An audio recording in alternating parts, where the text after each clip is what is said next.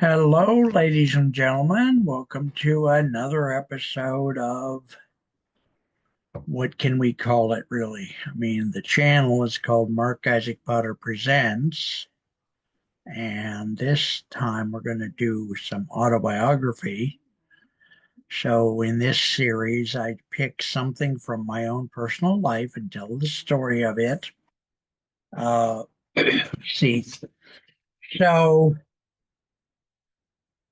when I went to college at Bowling Green State in Ohio, the first year that I went, I'm not taping the time.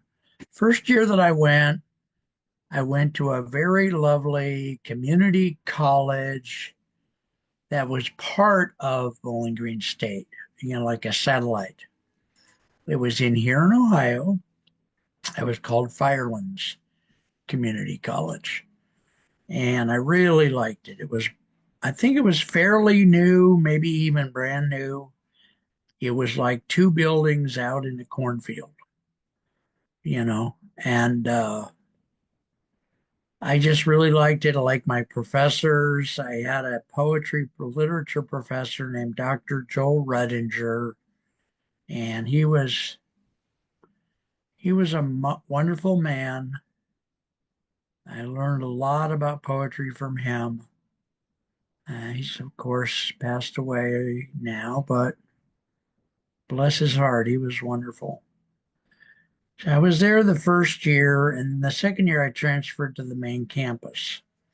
That that that thing transferring plus several other components that I'm going to mention were very traumatic.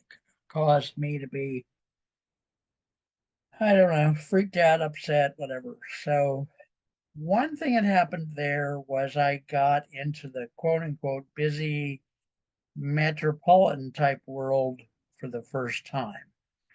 Even though, from a New York standpoint, that's still a hick town, but for me, it was big. I had another component. That's component number what two? Number one was going there in the first place. Number two was the metropolitan nature of the campus. It was bigger than anything I'd seen. And another component was I talked to one of the graduate students. I made friends with a graduate student. And I was trying to get a BA in, I think, psychology or literature. And he said, no, if you want to really succeed in life, you need to get a Bachelor of Science. Well, I very mistakenly took his advice. And also, for some unknown reason that I will never understand, I decided to take classes that were above my pay grade, so to speak. So instead of taking sophomore classes, I took senior level research classes and stuff like that.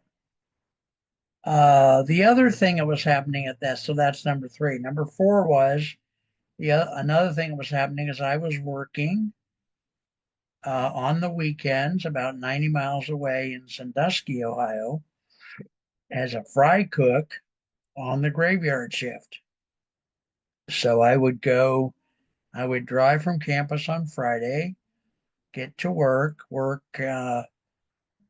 Friday night, Saturday night graveyard, and then Saturday, Sunday graveyard, and I get off at 6 or so.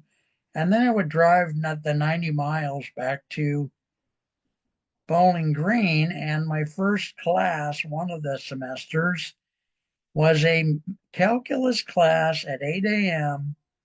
with a lovely, very smart mathematician whose English was, shall we say, challenged. And I certainly failed miserably at that class for so many reasons. And the other thing, so that's like number four or five. And the next one is that I got involved with campus activities.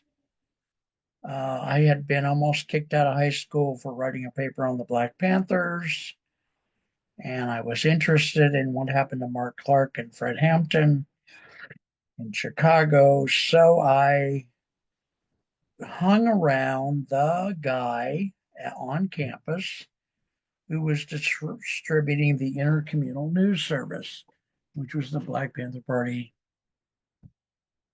paper. And so I would hang around with him and talk with him. And I don't know that I really did much for him or anything, but he invited me to a, believe it or not, he invited me to a Black Panther Party meeting when he said was at Door Street in Toledo.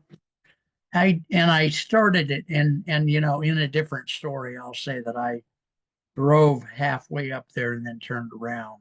But that's a story for another day or maybe even today if I get there. The point of all that was all those factors together. I dropped out of college at the end of my sophomore year and went on the road, so to speak, hitchhiking uh, for a while. I don't know. Sometimes I think it was weeks, sometimes I think it was months. I experienced it as months, but I don't really think it was months. I think it was like weeks. It's hot in the summer. It was lovely. I wound up in Phoenix, Arizona, and I lived there for a year and a half. And Phoenix was a great place. I have lots of wonderful memories. Uh, I lived part of the time I lived on 16th and Thomas in a very dilapidated board and care type place. Uh, Part of the time I lived in a Lutheran church on, I want to say McAllister, but I'm not sure it was on McAllister. And I want to say it was St. John's Lutheran, perhaps. And I worked at a restaurant called Hobo Joe's, which even though it's no longer there, is does still have a little presence on the internet with its history. So it was rather fondly thought of.